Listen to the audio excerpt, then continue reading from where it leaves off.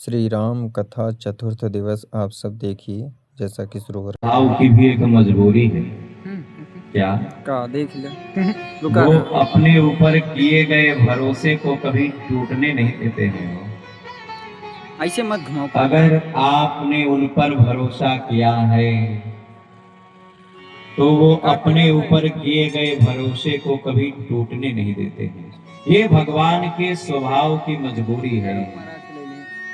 मैं आपसे एक बात कहूं, भगवान ने पांडवों को वनवास से नहीं बचाया। वनवास का संकट झेलने से भगवान ने पांडवों को नहीं बचाया। बस कर बस कर बस कर लेकिन बस कर बस कर लाक्षागृह में भगवान ने पांडवों को जलने भी नहीं दिया। रह दे। महाभारत के युद्ध में भगवान ने पांडवों को हारने नहीं दिया, चाहे कुछ हो गया। अघासुर के मुख में जब सारे बाल गोपाल और ग्वाल समा गए थे, भगवान ने अघासुर के मुख में जाने से उन्हें नहीं रोका, लेकिन अघासुर के द्वारा उन्हें कोई भी हानि नहीं पहुंचने दी। भगवान ने द्रौपदी को सभा में घसीटे जाने से नहीं बचाया, लेकिन भगवान ने द्रौपदी की अस्मिता पर आंच नहीं आने दी। आपके जीवन में भगवान है तो इसका मतलब ये नहीं है कि आपके जीवन में मुश्किलें नहीं आएंगी, कि आपके जीवन में परेशानियां नहीं आएंगी, कि आपके जीवन की नैया डगमगाएगी नहीं। ऐसा कुछ नहीं होगा। जीवन के समंदर में तूफान भी आते हैं और जो इनको भजते हैं प्रभु आप बचाते हैं। वो आप ही आएंगे, तुम याद किया करना। संसार के लोगों से आशा न किया करना, भरोसा उस पर बना करके रखिए। हो आपके और हमारे जीवन की नैया डगमगा जरूर सकती है, लेकिन हमारे और आपकी जीवन के नैया के खेवैया यदि रघुनाथ जी हैं तो वो नैया कभी डूब नहीं सकती है। हो इसका भरोसा भगवान देते हैं, उनके भरोसे रहकर देखिए।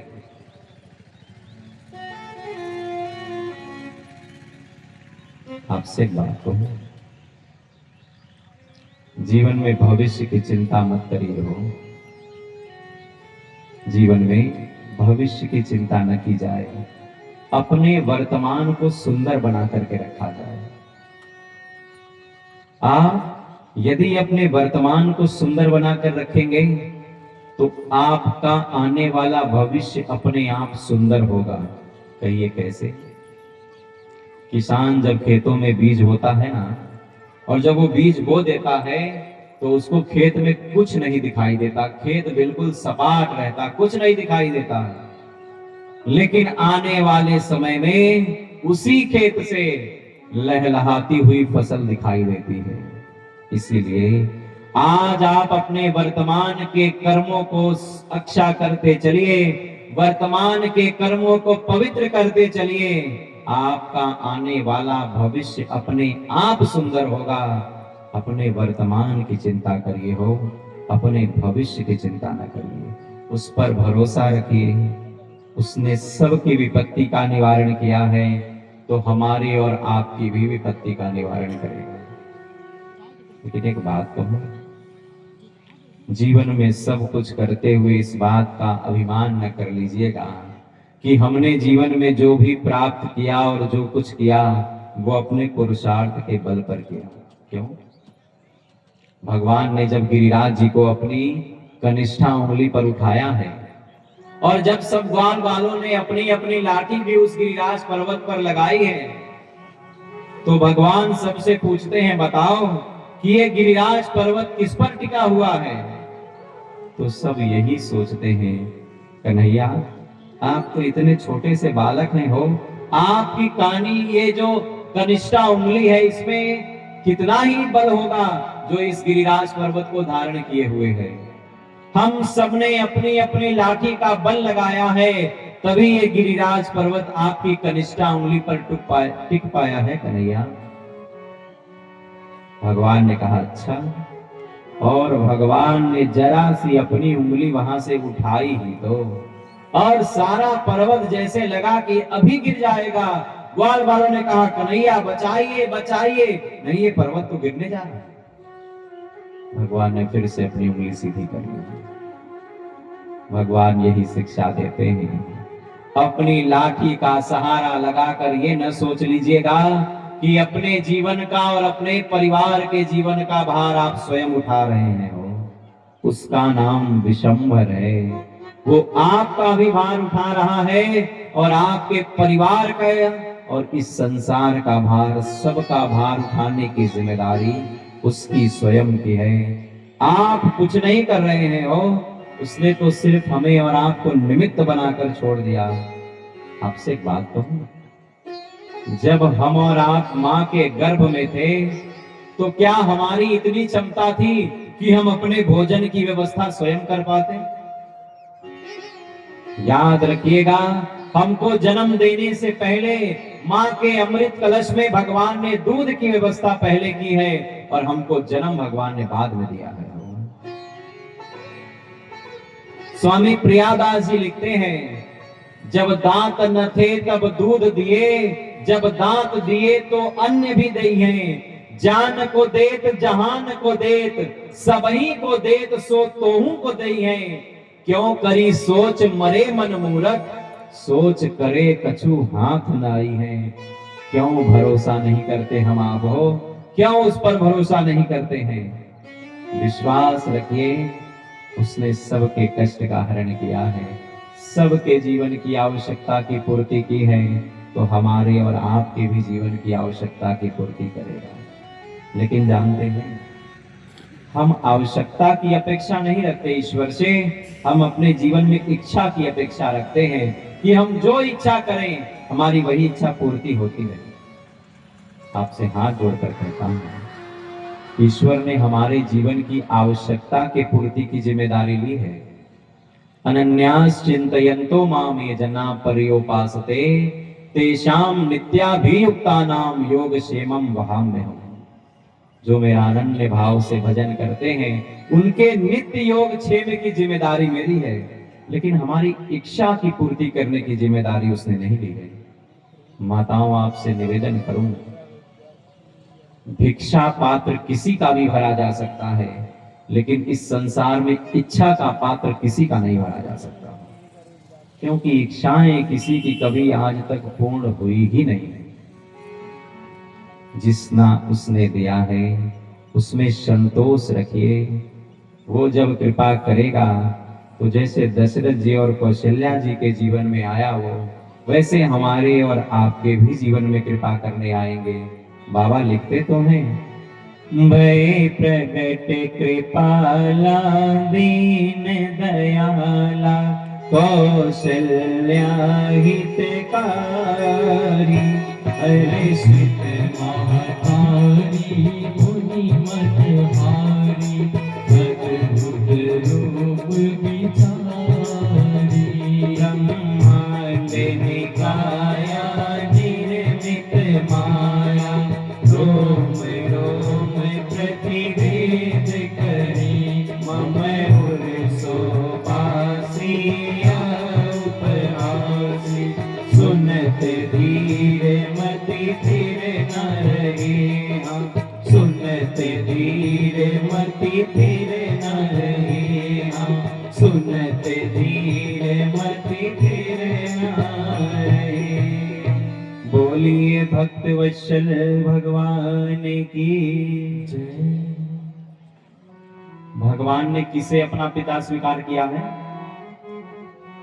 राम जी के पिताजी का नाम बोलिए, दशरथ। राम जी की माता जी का नाम कौशल्या। अब आप देखिए, और ये दशरथ जी और कौशल्या जी रहते कहां हैं? बोलिए।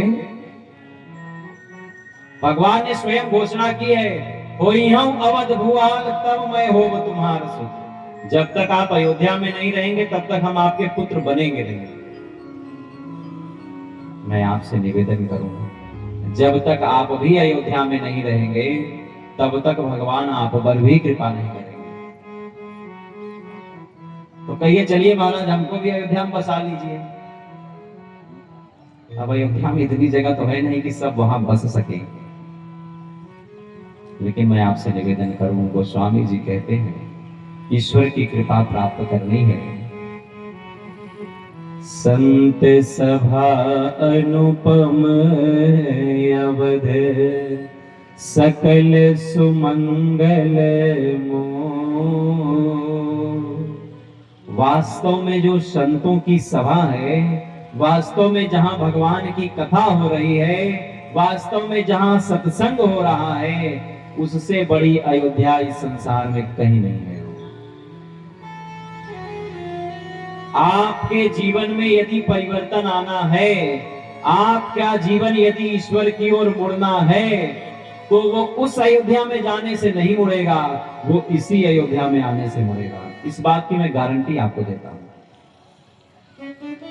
पहली शर्त है कि आप भगवान की कथा सुनिए हो, भगवान की कथा सुनिए, फिर आप कौशल्या जी बनने का प्रयास करिए।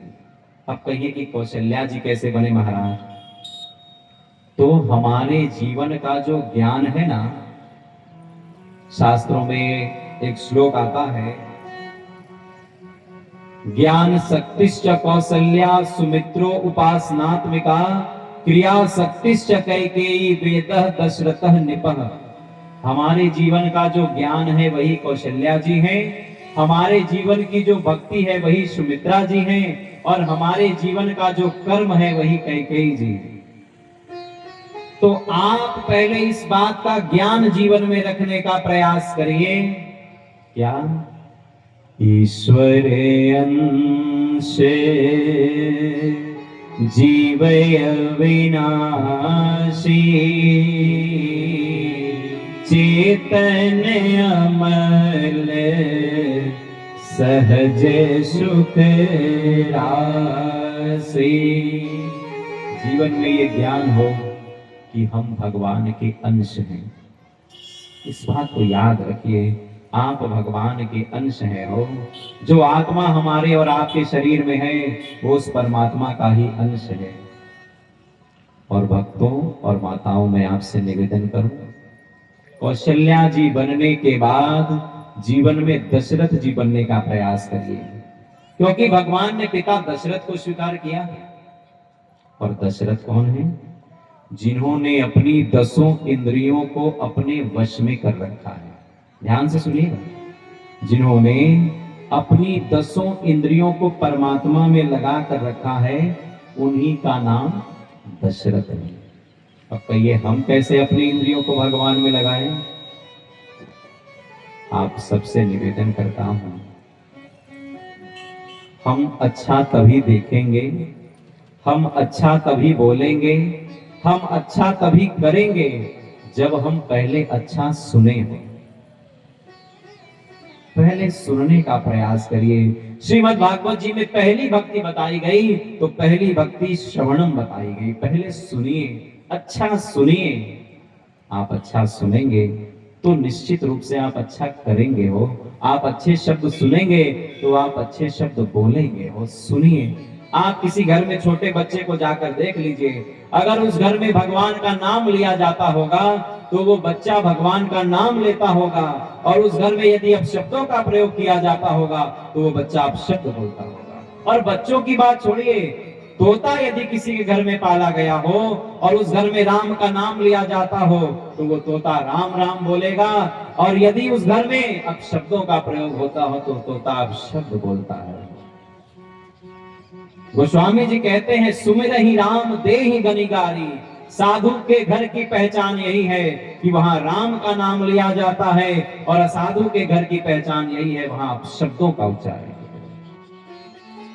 पहले अच्छा सुना जाए, उसके बाद अच्छा देखा जाए। तुझे देख के जी भरता ही नहीं, अब जाऊं कहां मैं सांवरिया। ईश्वर को देखा जाए, जीवा से ईश्वर का नाम लिया जाए, हाथों से ईश्वर की सेवा की जाए, चरणों से चलकर उसके धाम में जाया जाए, तब कहीं हम और आप दशरथ बन पाएंगे। और फिर भगवान कृपा करेंगे, निश्चित रूप से कृपा करेंगे।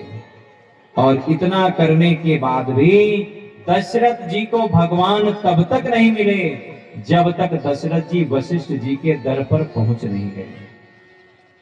सब करने के पश्चात अपने गुरु की शरण लीजिए और गुरु से पूछिए कि हम जीवन में भगवान की भक्ति कैसे करेंगे। हो आपसे निवेदन करूं, लोग मेरे पास मिलने आते हैं ना, आज तक किसी ने आकर ये मुझसे नहीं पूछा कि महाराज हमारे जीवन में भगवान की भक्ति कैसे बढ़ेगी। सब यही रो रहे हैं कि कोई अपने बहू से परेशान